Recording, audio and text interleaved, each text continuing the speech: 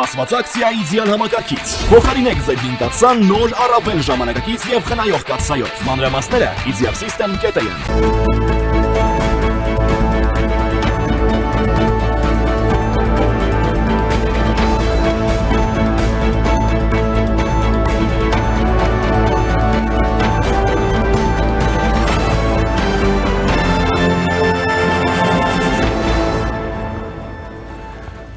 Վերջին օրերին խիստ ծրվել են ռուս-ադրբեջանական հարաբերությունները, կողմերը գրեթե սառը պատերազմ են հայտարարել միմյանց։ Այս ամենի խորապատկերին այսօր Մարիա Զախարովան հայտարարել է, որ Ռուսաստանի եւ Ադրբեջանի համար բարեկամական հարաբերությունները կարևոր են եւ երրորդ երկրների կողմից դրանք փչացնելու ջանքերը լուրջ հետևանքներ կունենան։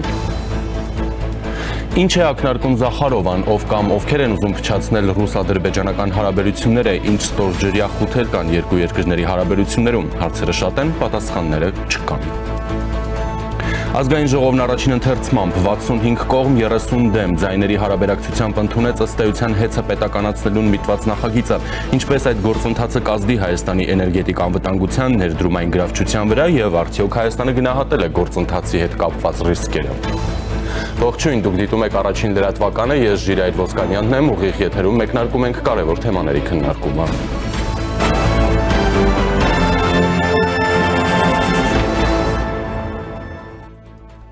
Եվ այսպես վերջին օրերին չափազանց ծրվել են Ռուսաստան-Ադրբեջան հարաբերությունները, կողմերը սառը պատերազմի վիճակում են հայտնվել ու անցել թշնամական գործողությունների։ Ամեն ինչ սկսվեց նրանից, երբ Ռուսաստանի անվտանգության դաշնային ծառայության կողմից Եկատերինբուրգում իրականացրած գործողությունների հետևանքով սպանվեց 6 ադրբեջանցի, մի քանիսը կալանավորվեցին, հայտնվեցին հիվանդանոցներում։ Ավելի ուշ Եկատերինբուրգում ձերբակալվեց նաև Ադրբեջան-Ուրալ կազմակերպության ղեկավար Շահին Շիխինսկին։ Շիխինսկու մեքենան կանգնեցվել է Բաքու Պլազա առևտրի կենտրոնի մոտ, անվտանգության ուժերը կոտրել են ապակիները, տղամարդուն դուրս քաշել մեքենայից։ Շիխինսկին ձերբակալվել է որդու հետ միասին, բայց ավելի ուշ ազատ արձակվել։ Նա հարձակվել է մի քանի օր առաջ Եկատերինբուրգում անվտանգության ուժերի կողմից անցկացված խուզարկության գործողությունների հետ կապված։ Բացի այդ, Վորոնեժում ձերբակալվել է ադրբեջանցի գործարար Ալեքսևսկի շուկայի համասեփականատեր Յուսիֆ Խալիլովը։ Ի պատասխան Ռուսաստանի այդ գործողությունների Ադրբեջանի անվտանգության ուժերը Բաքվում ձերբակալել, ծեծի են ենթարկել ռուս ՏՏ մասնագետների ու գործարարների։ Նրանք մեղադրվում են իբր Իրանի տարածքից թմրանյութեր տեղափոխելու մեջ։ Երեկ ուշ երեկոյան Բաքվի դատարանը 4 ամսով կալանավորեց Ռուսաստանի 8 քաղաքացու։ Բացի այդ, Բաքվի դատարանը 4 ամսով կալանավորել է նաև Սպուտնիկ Ադրբեջանի տնօրեն Իգոր Կարտավիխին եւ աշխատակից Եվգենի Բելոուսովին։ Նրանք կալանավորվել էին ոստիկանական գործողության ընթացքում խարդախության, անօրինական ձեռնարկատիրության ու փողերի լվացման գործով։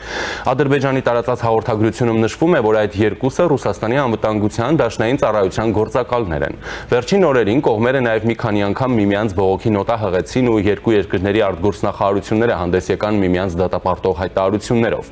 Այսպես, երեք Ռուսաստանի արտաքին գործերի նախարարության շենքում կայացած հանդիպման ժամանակ Ռուսաստանում Ադրբեջանի դեսպան Ռահման Մուստաֆայևը բողոքի նոտա է հղել ռուսական կողմին Եկատերինբուրգում ադրբեջանցիների սպանության, դաժան ծեծի, վնասվածքների կապակցությամբ։ Ըստ հաղորդագրության, ադրբեջանական կողմը պահանջել է, որ Ռուսաստանը անհապաղ միջոցներ ձեռնարկի այդ հարձակումների համապարփակ եւ օբյեկտիվ հետաքննության, նաեւ մեղավորներին պատասխանատվության ենթարկելու համար համաձայն Ռուսաստանի գործող օրենսդրության։ Հանդիպման ընթացքում դեսպանը նաեւ ներկայացրել է Ադրբեջանի դիրքորոշումը Սպուտնիկ Ադրբեջանի գրասենյակում տեղի ունեցած միջոցառումների վերաբերյալ, որը ներկայացվում է որպես Ռուսաստանն այսօր միջազգային տեղեկատվական գործակալության մասնաճյուղ։ Դիվանագետը ընդգծել է, որ գրասենյակում Ադրբեջանի իրավապահ մարմինների կողմից իրականացված օպերատիվ հետաքննչական միջոցառումները լիովին համապատասխանում են այդ երկրի օրենսդրությանն ու միջազգային պարտավորություններին։ Իսկ ահա Ռուսաստանի նախագահի մամուլի քարտուղար Դմիտրի Պեսկովը հայտարարել է, որ Ռուսաստանը հետաքրքրված է Ադրբեջանի հետ լավ հարաբերություններ զարգացնելով, սակայն ափսոսում է Բաքվի կողմից կայացված որոշումների համար։ Ակնկալում ենք, որ նման պարզություն կհայտնվի մոտ ապագայում, նշել է նա։ Բացի այդ, Պեսկովն ասել է, որ Ռուսաստանի նախագահ Վլադիմիր Պուտինի եւ Ադրբեջանի նախագահ Իլհամ Ալիևի միջև զրույց օրակարգում չկա։ Այս պահին նման զրույց չունենք, բայց մյուս կողմից, եթե դրա կարիքը լինի, այն կկայանա հնարավորինս շուտ, ընդգծել է նա։ Այսօր հուշագրավ հայտարարություն արել Ռուսաստանի արտգործնախարարության ներկայացուցիչ Մարիա Զախարովան։ Ռուսաստանի արտաքին գործերի նախարարության ներկայացուցիչը ընդգծել է Ռուսաստանի եւ Ադրբեջանի միջև բարեկամական հարաբերությունների հարաբերությունների կարևորությունը, ասելով, որ դրանք փչացնելու փորձերը կարող են լուրջ հետևանքներ ունենալ։ Իդեպ նա այս մասին ասել է Սպուտնիկ ռադիոկայանի եթերում։ Դիվանագետի խոսքով այժմ շատերն են, որ պարզապես ցանկանում են ձեռք տաքացնել երկրների միջև հարաբերությունների ճգնաժամի վրա, բայց նրանք կարող են այրվել, որովհետև մեզ համար, կարծում եմ, երկու ժողովուրդների համար էլ բարեկամական հարաբերությունները իսկապես չափազանց կարևոր են, եւ նրանք, ովքեր ցանկանում են դրանք փչացնել, պետք է լրջորեն մտածեն, թե ինչ են անում, ասել է Զախարովան։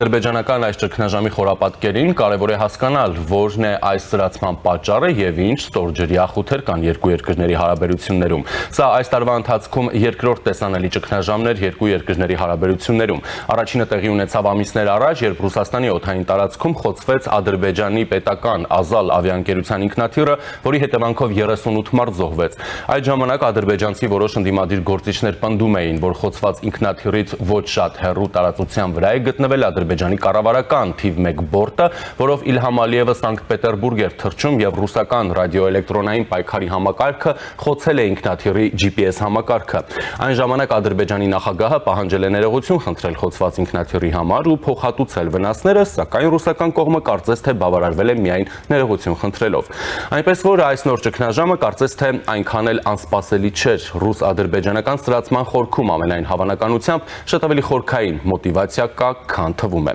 Ադրբեջանցի որոշ ընդդիմադիր գործիչներ եւ վտարանդի մեկնաբաններ պնդում են, որ Ռուսաստանի ազդեցությունից ձերբազատվելու եւ ինքնիշխանությունը պահպանելու համար Իլհամ Ալիևը պետք է արագացնի Հայաստանի հետ խաղաղության պայմանագրի ստորագրումը։ Ըստ երևույթին նման հեռանկար Ալիևին ներկայացրել է Թուրքիայի նախագահ Էրդողանը վարչապետ Փաշինյանին հյուրընկալելուց առաջ Ալիևի հետ Մարաշում հանդիպմանը։ Ուշագրավ է, որ օրերս Ռուսաստանի արտգործնախարարության ԱՊՀ երկրների 4-րդ վարչության տնօրեն Մայսյուկն ասել է, որ ինքնակոչ արևմտյան միջնորդները Բաքվին ու Երևանին ստիպում են վաղահաս պայմանագիր ստորագրել եւ դա գործին չի օգնի։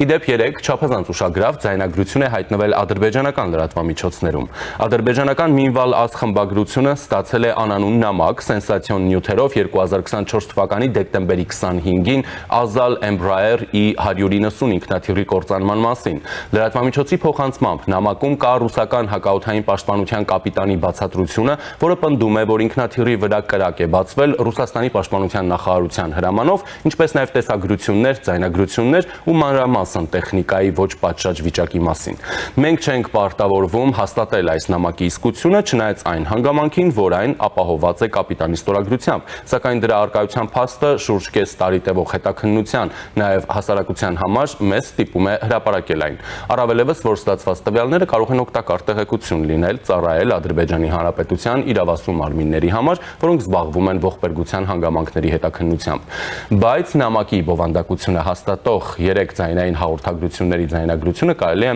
նաև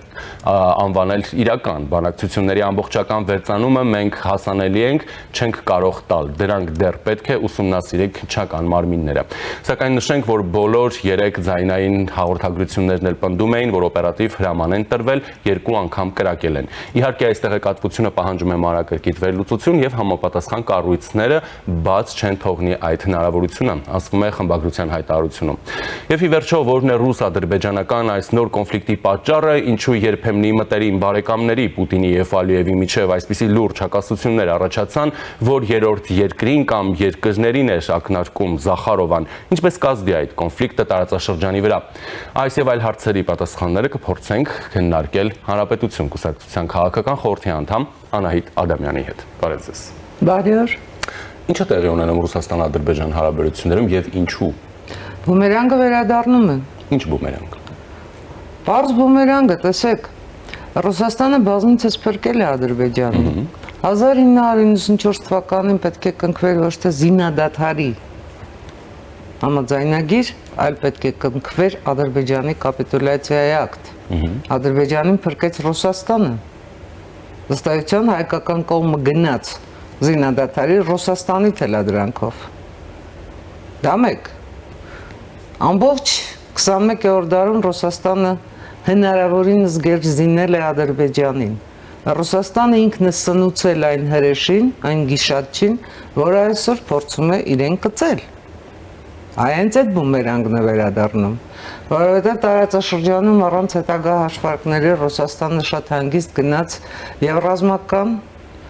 եւ քաղաքական բալանսի խախտման, առանց հաշվի առնելու հետևանքները կրկնում եմ։ Ըստ էության Հայաստանի Հանրապետության շահերի ոտնահարմամբ եւ Ադրբեջանի շահերի ամրապնդմամբ Ռուսաստանը ստացավ մի իրավիճակ, երբ արդեն 2020-ի պատերազմից հետո ռուս խաղաղապահների եւ Ռուսաստանի ղեկավարների ձեռքով Արցախ նվեր ստանալուց հետո Ադրբեջանը այլևս չի զգում Ռուսաստանի կարիքը եւ Ադրբեջանը բնավ մտադիր չէ վերադարձնել պարտքերը։ Հիմա ով է այստեղ մեղավոր, Ադրբեջանը թե Ռուսաստանը։ Ում է մեղադրում Զախարովան։ Թուրքիային թե Արևմուտքին։ Ում։ Անկեղծորեն ես այդ հարցի պատասխանը չունեմ։ Թերևս լավագույն հասցեատեր կարող է լինել Ռեջեփ Թայիփ Էրդողանը, որովհետև Թուրքիայի շահերից մի անգամային բխում է հայ-ադրբեջանական համաձայնագրի ստորագրումը։ Այդ համաձայնագիրը Թուրքիային տնտեսական նոր հնարավորություններ է տալիս։ Վերջին հաշվով նաև Արևմուտքի առաջ բարձրացնում է իր վարկանիշը իբրև, այսպես ասած, Եվրոպայի վերջին փակ սահմանը բացող նախագահ։ Հիշենք նաև Էրդողան ինչ քաղաքական խնդիրներ ունի, այնպես չի այստեղ միայն տնտեսական դիվիդենդներ են, այստեղ կա նաև վերընտրվելու խնդիր, սահմանադրություն փոխելու խնդիր, սեփական երկրում ժողովրդավարական բռնաճնշումների առաջ ինչ որ, չգիտեմ, աչք փակելու խնդիր, բազում խնդիրներ ունի Էրդողանը եւ Էրդողանը այդ խնդիրները լուծելու համար համենայն դեպս Ռուսաստանին չի դիմում, որովհետև Ռուսաստանից ոչինչ չի ստանալու, Արևմուտքին է դիմում, իսկ Արևմուտքից միանշանակ ասում են, որ պետք է աջակցի հայ-ռուսական, հայ-ադրբեջանական համաձայնագրի կնքմանը, սահմանի բացմանը, Հայաստանի հետ հարաբերությունների հաստատմանը։ Իհարկե Զախարովան այդ հիմքերը ունի։ Զախարովան այդ հիմքերը ստացավ նաև Հայաստանի Հանրապետության վարչապետի Թուրքիայից։ Բայց այստեղ հասցեատեր կարող է լինել նաև միանգամայն Արևմուտքը, որովհետև այստեղ ինչ լինում է, նույնիսկ եթե հիմա մեզնից որևէ մեկը փռշտա, հաստատ Զախարովան այնտեղից կարծագանքի, որ մենք կատարեցինք Արևմուտքի պատվերը եւ այդ պատվերը նշանակում էր, որ մենք այստեղից փորձում ենք վտարել, հեռացնել, նվազեցնել Ռուսաստանի ազդեցությունը։ Գերեք դա արդեն ավտոմատ ինքնաբերաբար տեղի ունեցող գործողություն է, որտեղ ինչ այստեղ լինում է, վերագրվում է Արևմուտքին։ Առավել եւս Կայա Կալասի Հայաստանի Հանրապետություն այցից հետո Զախարովան իհարկե կարող էր այդ ենթատեքստը իր խոսքի մեջ դնել։ Բայց կա ճշմարտություն, կա միանշանակ ճշմարտություն։ Հարավային Կովկասում Ռուսաստանը ինչ ցանում է, այն էլ հնձում է։ Հակառուսական տրամադրություններ Հայաստանում հրահրում է միայն Ռուսաստանը, Ադրբեջանին գիշատիչ դարձրեց եւ այդ գիշատիչը կրկնում եմ հիմա կծում է իրեն։ Իհարկե իրավապահների գործն է պարզել, թե վերջին հաշվով ինչ է տեղի ունեցել Եկատերինբուրգում, ինչու է տեղի ունեցել, ինչու Բաքուն այդպես արձագանքեց, ինչ կապ ունեին ռուս բլոգերները։ Սրանք իրավապահների խնդիրներ են, բայց միանշանակ է, որ այս բոլոր խնդիրների հիմքում քաղաքականությունն է։ Այո, ես դա ուզում հենց հասկանալ, թե հիմնական քաղաքական դրդապատճառը, որը կարող է լինել այս process-ի, թե դրանք տարբեր են։ Օրինակ, ես մեջ բերեցի նաև ակնարկի տրամաբանությամբ Հայաստանի եւ Ադրբեջանի միջև խաղաղության համաձայնագրի հնարավոր ստորագրումը, դե ռուսական կողմը չի ուզում ստորագրել, ասում է շտապել պետք չէ եւ այլն, արևմտյան կուրատորները շտապեցին։ Հիշում եք Լավրովը դեռ երբ էր ասում եք կարգավիճակի հարց չլուծենք, այդ թող սերունդները դրանով զբաղվեն։ Այդտեղ զարմանալի ոչինչ չկա։ Տեսեք, Ռուսաստանը մշտապես խանգարել է որևէ համաձայնագրի կնքման ամբողջ 21-րդ դարում, որտեղ Ռուսաստանի խնդիրը եղել է ստատուս քվոյի պահպանություն, խոստանալ Հայաստանին անվտանգություն, խոստանալ Արցախին անվտանգություն, պատահական չի, որ Հայաստանի Հանրապետության իշխանությունները այսպես կուլիսներում ասում էին, բայց Արցախի հարց գոյություն չունի, Արցախի հարցը լուծված է, մնում է ընդհանրապես կարգավիճակի հարցն էլ աստիճանաբար կլուծվի, դա էր մեր մտայնությունը, եկեք հիշենք ինչերի միջով ենք մենք անցել, Բայց ակնհայտ է, որ Ռուսաստանը ստում էր, ակնհայտ է, որ Ռուսաստանը խաբում էր, որովհետև հենց ինքը իր ձեռքով այդ ստատուս քվոն վերացնում էր։ Թե զենքի, թե դիվանագիտական հարաբերությունների մակարդակով։ Ինչ որ պահից Ռուսաստանի համար գերակայեց Ադրբեջանը իբրև դաշնակից։ Հայաստանի հետ դաշնակից լինելը այլևս իր ազգային շահերից այդքան ամենայն դեպս այդքանով չէր բխում, բայց Ռուսաստանը չհաշվարկեց, թե Հայաստանին հասցված հարվածները ի վերջո ոնց են վերադառնալու իրեն։ Ռուսաստանը դա չհաշվարկեց։ Ռուսաստանի արտաքին քաղաքականության մեջ սա առաջին սխալը չի։ Բազում սխալներ են արվում Սմոլենսկի հրապարակում եւ այդ Սմոլենսկյան հրապարակի այդ սխալները բոլորը վերադառնում են Ռուսաստանին։ Եկեք հիշենք ինչ կատարվեց Սարավսլավիայում,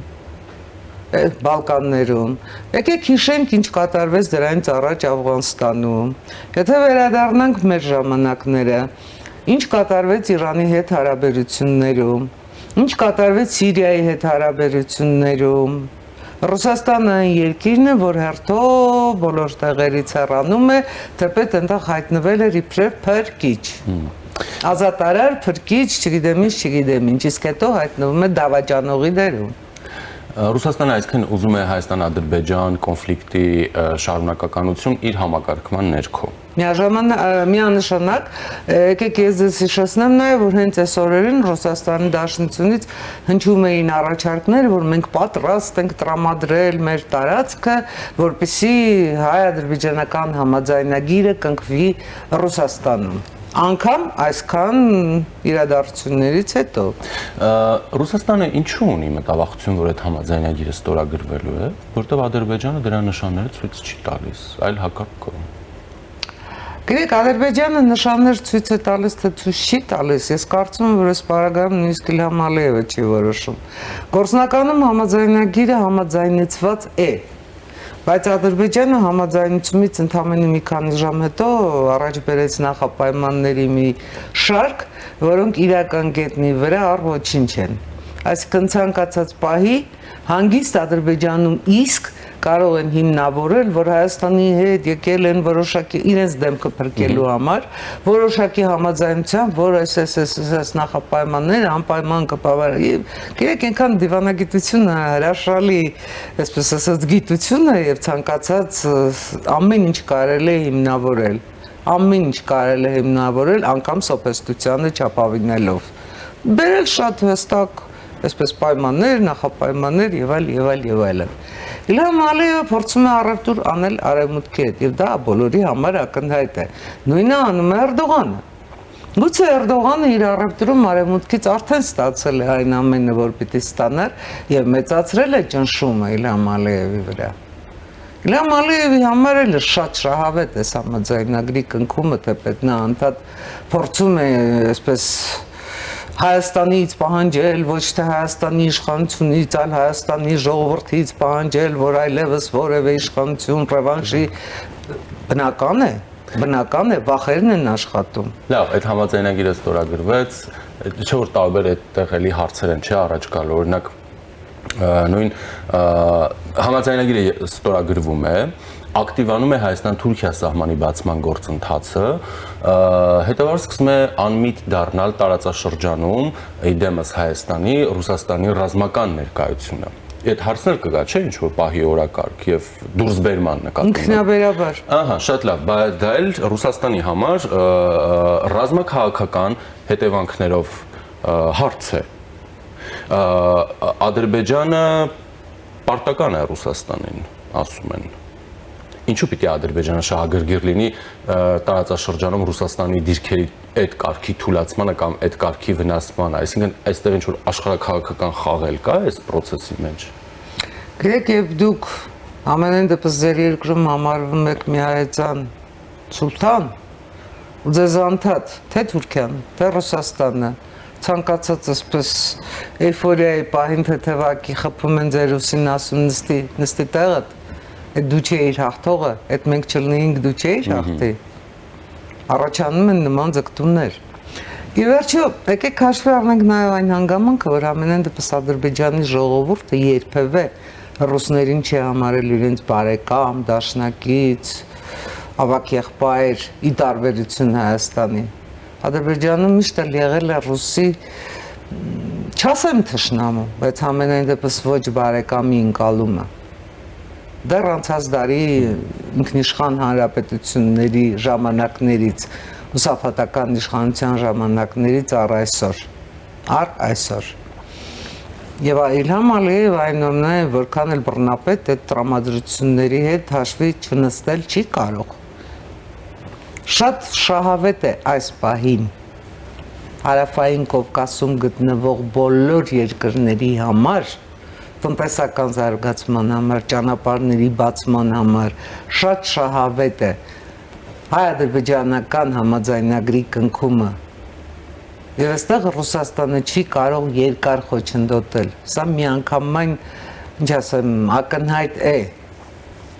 Ռուսաստանը անում է իր վերջին, այսպես ճիքերը, վերջին քայլերը։ Ես չեմ բացառում, իհարկե Աստված չանի, որ այդպես լինի, բայց բոլոր դեպքերում չեմ բացառում, որ այն ինչ տեղի ունեցավ Եկատերինբուրգում ադրբեջանական համայնքի դեմ,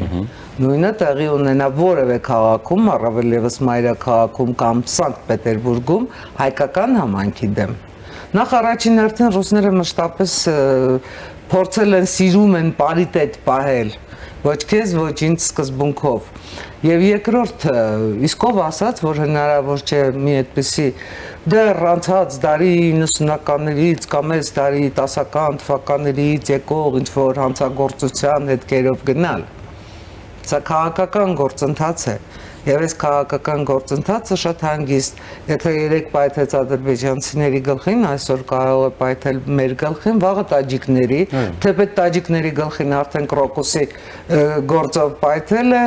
ղազախների, մյուս, չգիտեմ, ազգությունների։ Այստեղից ինչ հետևություն մենք պետք է անենք։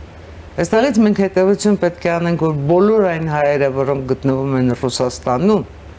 ինչ մակարդակի բարեկեցության, ինչ սոցիալական պայմաններում էլ որ ապրեն, բացարձակապես պաշտպանված չեն, բացարձակապես։ Դեռ մի կողմ դնենք այն հանգամանքը, որ նրանց զավակների առաջ դնում են Ուկրաինա գնալ կռվելու, կամ տարբեր պայմաններով իրենց բիզնեսը դադարեցնելու, Ռուսաստանից վտարվելու պահանջը, վաղը մյուս օրը նրանք կարող են դառնալ պատանդ։ Ինչպես այսօր պատանդ են դարձել ադրբեջանցիները։ Եվ այս հարցը, ինչ ասեմ, որքան Հայաստանի Հանրապետությանն է վերաբերվում իբրև պետություն,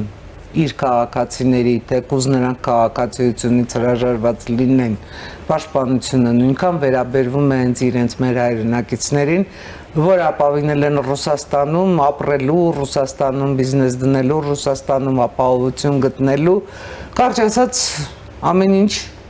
կապել են Ռուսաստանի հետ։ Այ Ռուսաստանը ցույց է տալիս իր իրական դեմքը, թե ինչպես է վերաբերվում այդ մարդկանց։ Եվ ինչ կարող է անել այդ մարդկանց հետ։ Դա է Ռուսաստանի իրական դեմքը։ Եվ դա մեզ համար թեպետ վաղուց հայտնի էր, բայց հիմա շատ ավելի ակնհայտ է դառնում։ Ինձ համար օրինակ այդ ամեն ինչի ամենացավալի դրսևորումը եղավ մի քանի տարի առաջ, երբ հայ վարորդը վթարվել էր եւ նրան դատարան էին բերել չթե խալաթով։ Դա ինձ համար խայտառակությունն էր։ Ու դա դիտմամբ էին արել։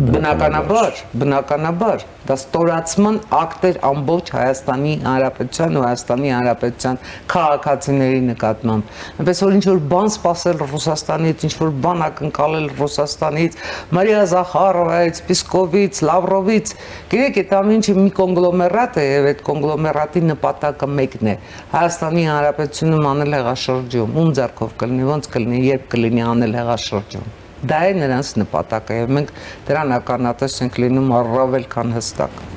Ռուսաստանի նպատակն է հեղաշրջում անել։ Մի հարց ու այդ ձեր դիտարկման էլի կանրադառնանք։ Օրինակ Ռուսաստանի դիրքերը նաեւ Ադրբեջանի օգնությամբ, հա, եթե իդեպ տեղեկություններ տարածվեցին ադրբեջանական մամուլում, որ Ադրբեջանը գնում է աստիճանական ռուսական դպրոցների փակման։ Այո։ Այսինքն Ռուսաստանի հնարավոր Մոսկվայցիները փակելուց հետո 3 տարվա ընթացքում զրոյացնելու է գնում եւ խաղաղության։ Ադրբեջանը սխալների ուղղման է գնում։ Ես այդ ուզում հարցնել էլի, ձեզ ուզում եի ասեի, հետաքրքիր է, որ Չգիտեմ ոնց ձևակերպեմ, որ ճիշտ լինի եւ կոռեկտ հնչի։ Տարեսկզբին հիշեցրեք Իլհամ Ալիևի հարցազրույցը ռուսական, այսպես լրատվամիջոցներին, ինչի մեղր էր ծորում, մեղր։ Հայաստանում օրինակ սպուտնիկները կան, մշակույթի տները կան ռուսական, դպրոցներ կան, ՖՍԲ-ն է լիքը այստեղ անվտանգության իրենց դաշնային ծառայությունը եւ այլն, բայց գործակալներ չկան, ինչպես Ադրբեջանում օրինակ գտան։ Գիտեք, թույլ տվեք ձեզ պատասխանել Ռաֆայել Ավագյանի մի քնախ պատմվածք ունի, այդ պատմվածքից մի հատվածով գայլը փարախում ձակեր է բերել, ու դա մեր շների հեզությունից է։ Շատ լավ պատասխան։ Շատ լավ, հեղաշրջման փորձ։ Իհարկե կարող եմ նաև քաղաքական մեկնաբանություն տալ, բայց կարծում եմ, որ Ռաֆայել Ավագյանը տասնամյակներ առաջ գրած իր պատմվածքով հրաշալի բնութագրել է մեր այս օրը։ Հեղաշրջումանի այստեղ ինչ անի Ռուսաստանը, ում բերի, որ խաղաղության համաձայնագիր չկնքեն։ Բայց Ռուսաստանը տեսնում է, չէ՞ որ Հայաստանը հեռանում է։ Հայաստանը իր ուղեցրից ակնհայտորեն հեռանում է։ Դուք պատկերացրեք, որ դուք Աստվածչյանի իհարկե, բայց պատկերացրեք, որ դուք Պուտինն եք ու հանկարծ տեսնում եք, որ ինչ-որ փոքր-մոքր այսպես պարտված, չգիտեմ ինչ, թույլ-մույլ Հայաստան 60,000 ստորագրություն են հավաքում, անխելք ժողովուրդը, ոմանք կասեին խորանասուն ժողովուրդը, էշանասուն ժողովուրդը, որ 60,000 ստորագրություն է հավաքում, ու ասում ես գնում եմ Եվրամիություն։ Պրաստի պրաշյայ։ Կամ այդ պետության այդ պարտված Ռուսաստանի ձեռքով բոլոր հնարավոր հարվածները, բոլոր հնարավոր հայտնի ու անհայտ հարվածները ստացած երկրի վարչապետը, չգիտես ինչի Ռոմի ստատուտ է ընդունում։ Դեռ էլ բավական չի, Եվրամիության դիտորդները բերում, ասում է, հապ քո դիտորդները գալու են այստեղ ինչ անեն, դու իմ սահմանը չես ճանաչում։ Ես բերում եմ այն երկրի դիտորդներին, որոնք իմ սահմանը ճանաչում են եւ որոնք իմ սահմանը այո պաշտպանում են։ Եվ այդ երկրի վարչապետը նաեւ սահմաններից հեռացնում է, հնարավորինս հեռացնում է ռուսներին, զվարթնոցնել ձեռքից վերցնում ռուսների։ Արդյոք այս ամեն ինչ ազդանշաններ չեն, որ Հայաստանի Հանրապետությունը Ռուսաստանից հեռանում է։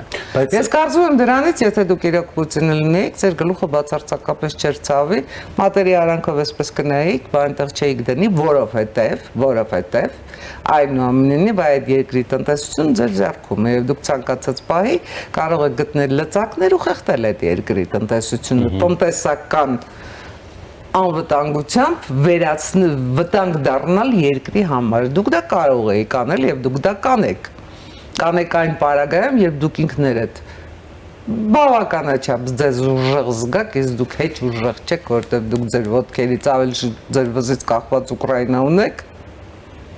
որովհետեւ դուք հերթով ծախել եք ձեր մերձավոր ու հեռավոր դաշնակիցներին, ձեր դիրքերը թուլացել են թե Իրանում, թե Սիրիայում, ամբողջ մեծ մերձավոր արևելքը ձեր ձեռքից գնացել է,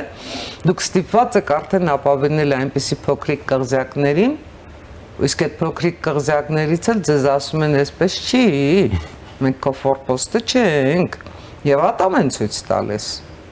Եվ ատամեն ցույց տալիս։ Գիտեք, այն ինչ կատարվում է այսօր Հայաստանում, վաղուց պետք է կատարվեր։ Հանրապետություն կուսակցությունը մշտապես ասել է, որ Հայաստանի Հանրապետության տնտեսության դիվերսիֆիկացիայի հիմքում պետք է լինի ռուսական մոնոպոլիաների վերացումը։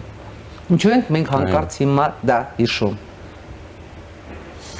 Այ եթե մենք ժամանակին այս մոնոպոլիաները վերացրած լինեինք,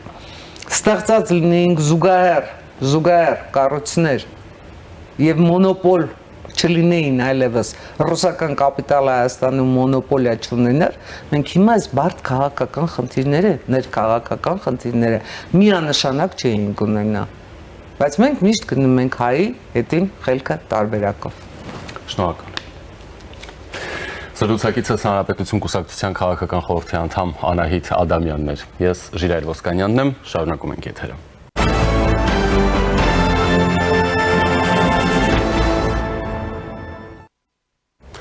Ազգային ժողովը առաջին ընթերցմամբ 65 կողմ 30 դեմ ձայների հարաբերակցությամբ ընդունեց ըստ էության Հայաստանի էլեկտրական ցանցերը պետականացնելուն միտված նախագիծը։ Խորհրդարանի արտահերթ նիստում այն արագացված ընթացակարգով է քննարկվում 24-ժամյա ռեժիմով ժամեր անց պետք է տեղի ունենա նախագծի երկրորդ ընթերցումը։ Նախագծում լրացումներ կատարելու համար պատգամավորներն ունեն ընդամենը մի քանի ժամ։ Այս նախագծով կարող են հեծի կառավարումը ժամանակավոր կառավարչի հանձնել, եթե ընկերությունը պատշաճ չկատարի իր պարտականությունները։ Հրատապ կարգով քննարկվող նախագիծն այս մեխանիզմն է ենթադրում։ Ընկերության թույլ տված խախտումների վերաբերյալ կառավարության հաղորդման հիման վրա հանրային ծառայությունները կարգավորող հանձնաժողովի նախագահը պետք է առավելագույնը 5 օրում վարչական վարույթ հարուցի։ ՀԾԿՀ նախագահը իրավասու կլինի նաև կանխարգելիչ միջոցառումներ կիրառելու մասին որոշում կայացնել, այդ միջոցառումներից մեկն էլ հենց ժամանակավոր կառավարչի նշանակումն է։ Եթե այդ վարույթի ընթացքում հեծին լիցենզիայից զրկելու որոշում կայացվի, կառավարությունը սեփականատերերին կառաջարկի իր հետ համաձայնեցված կարգով օտարել բաժնետոմսերը, գույքը։ Ժամկետն էլ սահմանվում է 3 ամիս, եթե այդ ընթացքում գույքը չվաճառվի, Սահմանադրության 60-րդ հոդվածին համապատասխան։ Մայր օրենքի այս հոդվածը սեփականության իրավունքի մասին է, սահմանվում է հանրության գերակա շահերի ապահովման նպատակով սեփականության օտարումն իրականացվում է օրենքով սահմանված բացառիկ դեպքերում եւ կարգով միայն նախնական եւ համարժեք փոխհատուցմամբ։ Նախագիծը հետադարձ ուժ ունի, վարույթ կարող է հարուցվել նաև նախկին խախտումների համար։ Փոփոխությունները ուժի մեջ կմտնեն նախագծի պաշտոնական հրապարակման հաջորդ օրվանից, այսինքն գործնականում ժամանակավոր կառավարիչ կարող է նշանակվել այդ պահից սկսած մի քանի օրվա ընթացքում։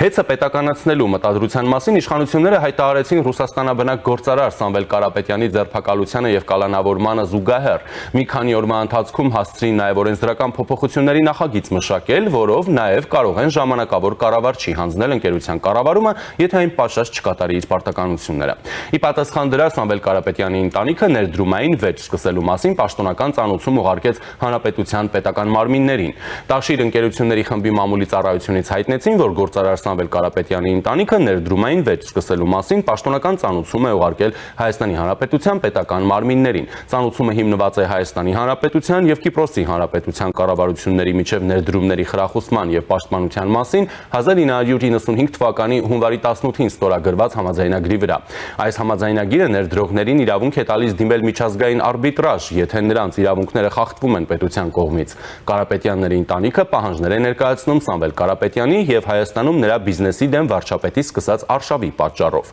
Ծանուցումը կրում է նախազգուշական բնույթ, հայ պաշտոնյաների գործողությունները որակվում են որպես ինքնակամ, խտրական, քաղաքական դրդապատճառներ ունեցող եւ ուղղված են Կարապետյանի ընտանիքին սեփականությունից զրկելուն։ Այս հայտարարությանը հաջորդեց Նիկոլ Փաշինյանի Facebook-յան գրառումը, որտեղ նա պնդում էր հեծի դեմ որոշակի քայլեր ձեռնարկելու հրաման տրվել էր դեռ այս իրադարձություններից առաջ։ Ինչպես տեսնում եք նկարից, տվյալ հանձնարարականը տվել եմ 2025 թվականի մայիսի 20-ին։ Այդ հանձնարարականի մասին իմացել են, չէին կարող չիմանալ հեծում եւ որոշել են կանգնել եկեղեցու կողքին։ Հարգելի գործընկերներ, քիչ առաջ Հայաստանի պատմության թանգարանում էի եւ էլեկտրականությունը անջատվեց։ Ասածս չափազանցություն չհամարեք, վերջին շրջանում չի եղել մի որևէ այցելություն, որտեղ հոսանքը կամ գնացած չլինի կամ ընթացքում չգնա։ Դպրոցներ, մանկապարտեզներ, մշակույթի տներ, հյուրանոցներ, ռեստորաններ։ Սեփական աչքով եմ տեսել։ Սա էներգետիկ ճգնաժամ է։ Ինձ հարկավոր չեն բացատրություններ, ինձ հարկավոր են պատժամիջոցներ կոնկրետ հեծի նկատմամբ։ Ժողովրդին տված վնասը պետք է հատուցվի։ Ասեք ինչպես, խնդրում եմ թեման չցրել, եթե ցրեցիք, գնալու ենք հեծի ազգայնացման, ամբողջական ու կտրուկ։ Ֆինանսական հատուցման մեխանիզմներ պետք է ներդրվեն։ Պարոն Խուլդաթյան, կոնկրետ առաջարկներ տվեք, ժամկետը 1 ամիս գրել էր Փաշինյանը։ Ի վերջո, ինչպես այդ գործընթացը կազդի Հայաստանի էներգետիկ անվտանգության, ներդրումային գրավչության վրա եւ արդյոք Հայաստանը գնահատել է այս գործընթացի հետ կապված ռիսկերը։ Այս եւ այլ հարցեր հիմա կքննարկենք տնտեսագետ Արմեն Քթոյանի հետ։ Ողջույն պարոն Քթոյան, շնորհակալություն միանալու համար։ Բարև ձեզ։ Պարոն Քթոյան, եւ այսպես առաջին ընթերցումը խորհրդարանը արդեն ընդունեց, շուտով լինում է երկրորդ ընթերցումը, այսինքն մենք ականատեսնենք հեծի ազգայնացման, պետականացման գործընթացին։ Ռիսկեր, առավելություններ, հնարավորություններ, ինչ է տալիս այս process-ը Հայաստանի Հանրապետությանը։ Նախ այստեղ ասեմ հանրային խոսույթի մեջ այս թեմայի հետ կապված շատ է մանիպուլյացիոն դաշտը։ Էլի նայեք խոսեցիք ազգայնացման գործընթացի մեկնարկը տրվեց եւ դա թյուր պատկերացում է ձևավորում։ Ես հակառակ ձևակերպումը կտամ, Եթե շսեմ ձևակերպենք, հանրային ծառայությունների կարգավորող հանձնաժողովը ուներ որոշակի գործիքակազմ ազդելու հետի գործունեության վրա, հիմա այդ գործիքակազմի շրջանակը ընդլայնվում է։ Ասել, որ այդ գործիքակազմի ընդլայնման մեջ, ընդլայնման ընթացքում դրանում ներառվում են ինչ-որ արտառոց գործիքներ, որոնք ոչ մի երկրում չեն կիրառվում, չէ, այդպես չի։ Ավելի շուտ կարելի ասել, որ գործիքակազմը ի սկզբանե սահմանված էր բավականին նեղ, օրինակ, եթե հեծը պատշաճ չի կատարում իր գործառույթները, հանրային ծառայությունների կարգավորող հանձնաժողովը կարող է տուգանք կիրառել, կարող է լիցենզիան կասեցնել, կարող է լիցենզիայից զրկել, այս տիպի սահմանափակումներ, գործողություններ կարող են իրականացվել։ Ընդ որում մենք մոռանում ենք, որ այստեղ խոսքը գործառույթների, պայմանների, ստանձնած պարտականությունների ոչ պատշաճ կատարման մասին է։ Հիմա նախաձեռնվող այս օրենսդրական փոփոխություններով գործիքակազմը ընդլայնվում է, դրանում ներառվում է օրինակ ասենք տնօրենների խորհրդում ներկայություն ունենալու կամ որևէ անդամի փոփոխության դրույթը։ Դրանում ներառվում է, եթե խախտում է արձանագրել հետի գործունեության մեջ, ապա այդ խախտումը վերացնելու միտված ծրագրի մշակման եւ իրականացման պարտավորություն պետք է ստանձնի։ Այսինքն եթե դու նախկինում ասում ես ես տուգանում եմ քեզ այս խախտման համար եւ վերջ, հիմա կա պարտավորություն, որ դու պետք է այդ խախտումը վերացնելու ծրագիր ունենաս, ներկայացնես կամ ղեկավար մարմնի ժողով հրավիրելու, քննարկում հրավիրելու պարտավորություն եւ այլն, այսինքն նմանօրինակ գործիքակազմը ավելացում, այո, դրա մեջ մտնում է վերջի կետով ընդ որում որպես ծայրահեղ միջոց կառավարչի փոփոխություն ժամանակավոր կառավարման ստանձնումը։ Եվ սա այն չէ, ինչը մենք կարող ենք համարել ազգայնացում, եթե ազգայնացում ասելով նկատի ունենք այն ինչ տեղի ունեցել, ասենք 1917 թվականի, երբ որ գիտենք ինչ տեղի ունեցավ, ըստ էության պետք է նաև նկատի ունենալ, որ գոյություն են տարբեր մեթոդներ, գույքի պետականացման կամ ազգայնացման, կոշտ եւ ճկուն մեթոդներ, դրանք կիրառվում են բազմաթիվ երկրներում, նույնիսկ եվրոպական երկրներում, ասենք կենտրոնական, արևելյան Եվրոպայի երկրներ բավականին զարգացած գործիքակազմ իրավակարգավորներ ունեն եւ այնինչ այսօր ներառվում է առաջարկում է ներառել դա այս նույն երկրներում էլի այս կամ այն տեսիլությամբ, այս կամ այն չափով կիրառվող գործիք է, դեռ ավելին այնտեղ կիրառվող գործիքները շատ ավելի լայն են, քան մեզ մոտ նախատեսում։ Հետևաբար, եթե բուն բովանդակությունը նայենք աղմուկը, որը որ կահանեն, բովանդակությունը սրան է միտված։ Իհարկե, այս իրավիճակը կարող է լինել պակաս ցավոտ, այսպիսի տեղեկատվական աղմուկով չուղեկցվել, եթե այո, նախկինում հեծը 10 տարի է ինչ այսպես մասնավոր ընկերություն է եւ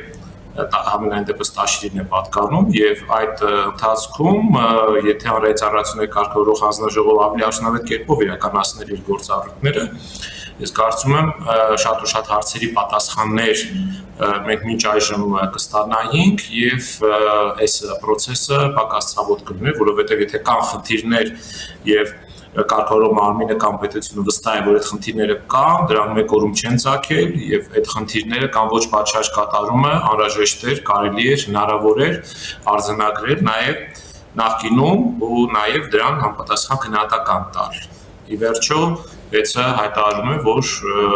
650 միլիոն դոլարից ավել ներդրում է կատարել այս ընթացքում եւ մենք չունենք հանրությունը, օրինակ, չունի այդ ներդրումների գնահատականը։ Պետությունը ինչպես է վերաբերում այդ հարցին, պետությունը համարում է, որ իսկապես այդ ներդրումները արվել են, եթե համարում է, որ արվել են, դա մի իրավիճակ, եթե համարում է, որ ներդրումները չեն արվել, մի թիվ է արվել, ուրիշ թիվ է ներկայացում, դա ուրիշ բան է, եթե համարվում է, որ ներդրումները արդյունավետ չեն եղել, դա բովին այլ խնդիր է, այսինքն այստեղ մենք նաև ունենք ոչ բավարար տեղեկատվություն, որը ըստ էության տեղեկատվության հայթայթումը եւ մատուցումը հանրությանը ելի հանրային ծառայությունների կարգավորող հանձնաժողովի տիրույթում է։ Ի վերջո նաև էլի եթե զարգացած երկրների ու նաև անցումային տնտեսության երկրների փորձը դիտարկենք, այնտեղ շատ ակտիվ պրակտիկա է ենթակառուցվածքային ընկերությունների բնական մենաշնորհների մասնավոր աուդիտը, աուդիտորական ընկերությունն է ներգրավում, աուդիտ իրականացնելու, հասկանալու իր չէ իրականում կատարվում, պետությունը միգուցե կարողություն չունի այդ հարցերի խորքային պատասխանը տալու եւ չեզոք ինչ որ մեկը պետք է որ այդ հարցերի պատասխանը հնչեցնի։ Որքանով ինձ հայտնի է նմանօրինակ հարցեր չեն բարձաբանվել այս եղանակով նախկինում եւ դա է նաեւ պատճառը, որ այստեղ խոցելի տեղեր շատ կան։ Այսինքն դուք կարծում եք, որ այնուամենայնիվ պետությունը կարիք ունի հեծում միջազգային աուդիտ իրականացնել։ Ոչ միայն հեծում, այլ բոլոր ընկերությունները, որոնք բնական մենաշնորհ են, եւ դա նորմալ պրակտիկա է։ Կարող է միջազգային չլինել ինչ որ մի աուդիտ,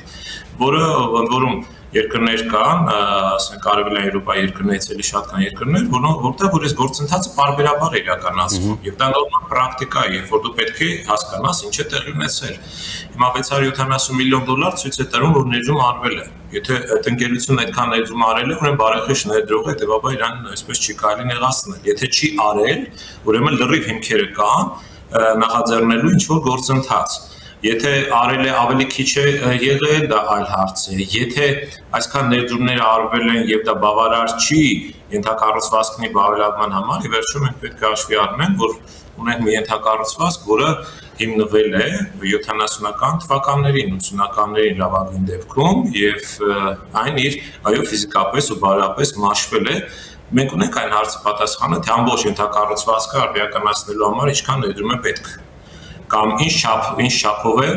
վերազինում արվել հեծի կողմից, բարբերաբար այո հեծի պատասխանատուները այդ հարցի պատասխանը տալիս են եւ ըստ էության կարելի է զրակացնել, որ արդիականացումը եղել է ավելի այսպես խնդրառույց, առավել քրիտիկական ճնշման այսպես ուղղություններում եւ դա համատարած բնույթ չի կրել օբյեկտիվորեն թե սուբյեկտիվորեն չեմ կարող գնահատել։ Ամենայն դեպս նաև պետք է հասկանանք, որ ամբողջական վերազինումը դա մեծ ներդրումների հարց է եւ այստեղ նաև սակագնի վրա ազդեցության խնդիրը կա։ Եվ դուք խոսեցիք ճկուն եւ կտրուկ մոտեցման մասին։ Հիմա մենք Հայաստանը, այսինքն գնում է այս գործընթացի կտրուկ ճանապարհով, ոչ ճկուն։ Հայաստանը գնում է ճկուն ճանապարհով, որովհետև այն բոլոր գործիքները, որոնք որ կառավարությունը առաջարկում է ներմուծել գործող իրավակարգավորումներով, դրանք շատ ու շատ երկրներում նորից ասեմ կամ է։ Նույն աուդիտի պահանջը ծրագիր կատարելու պարտավորությունը, օրինակ, ասենք, բերեք հարցն այդ մի տեսանկյունից, հա, ընդհանրապես արդյունավետ մեխանիզմը ենթակառուցվածքային ընկերությունների նկատմամբ հսկողություն սահմանելու որն է։ Ի վերջո այստեղ մրցակցություն չկա եւ պետությունը պետք է այդ մեխանիզմներ ունենա։ Օրինակ, ասենք, հեծի տնօրենների խորհրդում պետությունը այսօր ոչ մի ներկայացուցիչ չունի։ Իսկ նույնիսկ եվրոպական երկրներում, նմանօրինակ կառույցներում պետությունը ունի իր ներկայացուցիչները տնօրենների խորհրդում, որը որ օպերատիվ տեղեկատվություն է ստանում, որը որ կարող է ազդել որոշումների վրա եւ թույլ չտալ, որ խնդիրը հասնի ինչ որ մի այսպես խնդրահարույց իրավիճակի։ Այսինքն այստեղ կա նաեւ այն հարցը, որ մենք ժամանակին այդ կարգավորումները չենք սահմանել եւ ուրեմն չեն ձևավորել այնպիսի մի միջավայր, խոսքը միայն հեծի մասին չէ, մյուս բոլոր ենթակառուցվածքային ընկերությունները այս կամ այն չափով այդ խնդրի մեջ են ըստ էության, որ լինի արդյունավետ հսկողություն, հանրության շահերի արդյունավետ պաշտպանություն, հաշվետվականություն, թափանցիկություն, ինչ չափով է, դա հարց է։ Նորից իմ ասած օրինակով $670 միլիոն ներդրում հայտարարվում է, որ արվել է, հաշվետվականություն այս մասով հանրային բավարար չափով չկա, որովհետեւ բարձ լինի իսկապես դրանք եղել են այն ծավալով, ինչքան որ պետք է լինեին, հայտարարվում է, թե չէ։ Ընդորում այս խնդիրը նորից ասեմ, հեծում չի միայն, ասենք Գազպրոմի դեպքում նույն ներդրումների հարցը կա, մյուս ենթակառուցվածքային ընկերությունների, սա ես դիտարկում եմ մի կողմից ինստիտուցիոնալ միջավայրի անկատարության եւ մի որոշ դեպքում էլ նաեւ համապատասխան մարմնի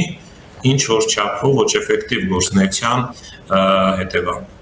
Իսկ մենք այս process-ը կարող ենք դիտարկել Հայաստանի էներգետիկ անվտանգության, էներգետիկ անկախության, էներգետիկ դիվերսիֆիկացիայի տրամաբանության մեջ, հաշվի առնելով նաև թե ինչպես է առհասարակ, էլ ցանցը, այսպես ասենք, գույք պարտքի դիմաց ծրագրով օտարվել։ Բնականաբար, նայեք, աքսիոմատիկ ճշմարտություն եւ միջազգային փորձն է դա հուշում, որ պետությունը պետք է ենթակառուցվածքային ընկերությունների բնական ամենաշնորհների վրա ունենա արդյունավետ հսկողության ամենատարբեր լծակներ։ Դա պետք է լինի։ անկախ նրանից այդ լծակները քեզ ինչի համար են պետք, դա կարող է անհրաժեշտ լինել էներգետիկ անվտանգություն ապահովելու համար, կարող է անհրաժեշտ լինել սպառողների շահերի պաշտպանության համար եւ այլն։ Դրանք ուրեմն տարբեր խնդիրներ են լուծում, բայց փաստն այն է, որ դու պետք է այդ գործիքակազմը արդյունավետ հսկողությամբ ունենաս, որը նաեւ հնարավորություն է տալիս նմանօրինակ հնարավոր դատական ուրեմն վեճերից խուսափել ունենալով փաստական հենք։ Ի վերջո այսօր դեռ ոչ մեկ չի խոսում այն մասին, թե արդյոք փաստագրված են այն չարաշահումները, որոնք որ կան, կամ եթե օրենքում ամրագրված է, որ հետի կողմից իր գործառույթների ոչ պատշաճ կատարման դեպքում է բոլոր գործառույթները, գործողությունները այս ներգործության միջոցները կիրառվում։ Ինչպես է այդ ոչ պատշաճ կատարումը արձանագրվելու, ինչպես է ուրեմն դաստուկվելու, ինչ պարամետրեր կան դրա մասով եւ եթե այդ ոչ պատշաճ կատարման մասին է խոսքը գնում, ապա այստեղ ըստ էության դատական վեճի հարց այս փուլում նույնիսկ չկա, որովհետեւ պետությունը կասի, ես ընդհանրապես իրավակարգավորում եմ անում, որ ասում է, եթե դու ոչ պատշաճ կատարես քո գործառույթները, ապա կլինեն SSS գործողությունները։ Եթե վստահություն կա, որ դու պատշաճ կերպով ես կատարում եւ կատարելու այդ ուրեմն պարտականությունները, որոնք բխում են լիցենզիոն պայմանագրից, ապա այստեղ կարծում եմ, որ մտահոգվելու շատ մեծ հարց չէր լինի։ Մտահոգությունը հասկանալի է, այլ ինչ-որ չափով կապված է նաև այս հարցերի պատասխանը ֆորմալացնելու առումով առկա դժվարությունների հետ։ Դուք նշեցիք, որ միայն խոսքը հեծի մասին չէ, բնական մենաշնորհներ, Գազպրոմ, կենսական նշանակության ենթակառուցվածքներ եւ այլն։ Կարծում եք, այս գործընթացը էլի ճկունության տրամաբանության մեջ, էլի անվտանգության, անկախության, դիվերսիֆիկացիայի տրամաբանության մեջ պետք է նաեւ մնացած կենսական առհասարակ մեծ ընդհանուր իմաստով ասած մեր գազատրանսպորտային, մեր ընդհանուր էներգետիկ մյուս ոլորտներ եւս հասնի։ Բոլոր ոլորտներ, որովհետեւ դա միասնական սկզբունք է, հետեւյալն է։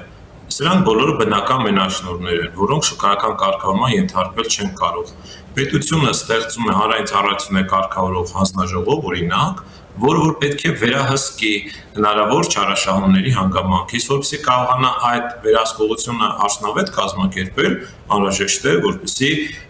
ուրեմն որոշումների կայացման վրա որոշակի ազդեցություն ունենա պետությունը, անհրաժեշտ է, որպեսզի բավարար չափով տեղեկացված լինի ինչ է կատարվում։